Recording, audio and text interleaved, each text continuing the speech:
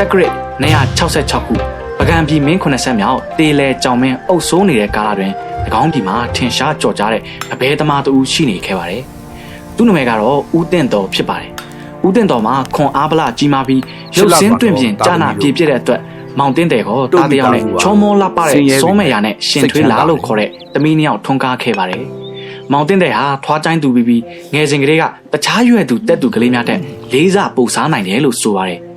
အရွယ်ရောက်လာတဲ့အခါမှာလည်းထမင်းတက်နက်စားရင်လေးပြီးချက်ခန့်ကုန်အောင်စားနိုင်တယ်လို့ဆိုကြပါတယ်။မောင်တင်းတယ်အရွယ်ရောက်လာတဲ့အခါမှာတော့ဖခင်ရဲ့ဗဘဲလုပ်ငန်းကိုပဲစက္ကန့်လုပ်ကင်ခဲ့ပါတယ်။သူလှုပ်လို့တဲ့အခါ25ပိတ်တာလေးတဲ့သူကိုလက်ရဖက်မှာကင်ဆောင်ပြီး90ပိတ်တာလေးတဲ့သူကိုလက်ဝဲမှာကင်ဆောင်ပြီးအလုပ်လုပ်လို့ရှိပါတယ်။အဲ့ဒီသူနဲ့လက်နဲ့ပေပေါ်မှာရှိတဲ့တန်ထဲပစ္စည်းကိုထုလိုက်တဲ့အခါ၎င်းတစ်မျိုးလုံးတုံခါတွားလောက်အောင်အင်အားကြီးမားလွန်းလာပါတယ်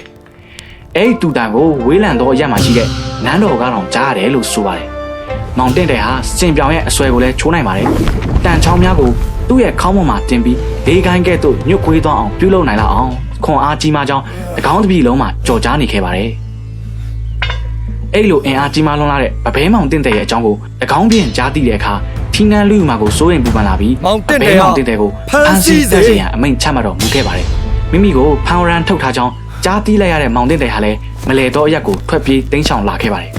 ။မောင်တင်းတယ်ကိုဖမ်းဆီးလို့မရကြောင်းကြားသိလိုက်ရတဲ့အခါ၎င်းမင်းကြီးဟာအလွန်စိတ်မချမ်းမသာဖြစ်သွားပါတယ်။မောင်တင်းတယ်မှာချောမောလှပတဲ့နမငယ်ရှိကြောင်းကြားသိရတဲ့အခါ၎င်းမင်းကြီးဟာဗဘဲမောင်တင်းတယ်ရဲ့နမငယ်ကိုအကြံစီနဲ့ကောက်ယူတော်မူပြီးမိဖုရားကြီးအဖြစ်တင်မြောက်လိုက်ပါတော့တယ်ခင်ဗျာ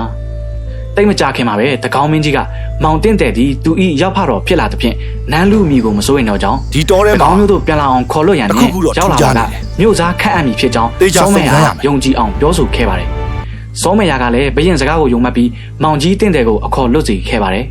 ဗဘဲမောင်တင်းတယ်ကလည်းအမှန်တကယ်မြို့သားခန့်လို့၍အခေါ်လွတ်သည်ဟုထင်မှတ်တဲ့ဖြင့်တကောင်းမျိုးတို့လိုက်လာ၏လို့ဆိုပါတယ်တကောင်းမျိုးကိုရောက်လာတဲ့အခါမှာတော့ရဲမဲ့အများပြားကခက်ဖမ်းဆီးခဲ့ရပြီးစကားပင်မှာချုံနှောင်ထားခဲ့ပါတယ်။မောင်တင်းတယ်ကိုဖမ်းဆီးချုံနှောင်ထားနိုင်ပြီဖြစ်ကြောင်းတကောင်းပြင်ကိုတတော်ဦးတင်တဲ့အခါဘရင်ကြီးဟာမိဖုရားစိုးမရအပါဝင်ချွေရန်တင်းပင်းတွေနဲ့ကြွချီတော်မူလာခဲ့ပါတယ်။ဗဘဲမောင်တင်းတယ်ကိုတတ်ဖို့အမိန့်ပေးလိုက်ပြီးဓားနဲ့ခုတ်လမ်းနဲ့ထိုးကြပေမဲ့မတေချောင်းရှောက်တင်ကြတဲ့အခါမီးဖို့ကြီးတစ်ခုဖိုးပြီးမောင်တင်းတယ်ကိုမီးရှို့တတ်ကြရန်မိန့်တော်မူခဲ့ပါတယ်။အလွန်ပူပြင်းလာတဲ့မီးတောက်မီးရှံအတွင်းမှာမီးလောင်တဲ့ဝေဒနာတို့ကြောင့်တွန့်လိန်နေတဲ့အကိုတော့တင့်တယ်ကိုတွေ့မြင်လိုက်ရတဲ့အခါနမငယ်စောမယ်ယာမှာယူကျုံးမရဖြစ်သွားခဲ့ရပါတော့တယ်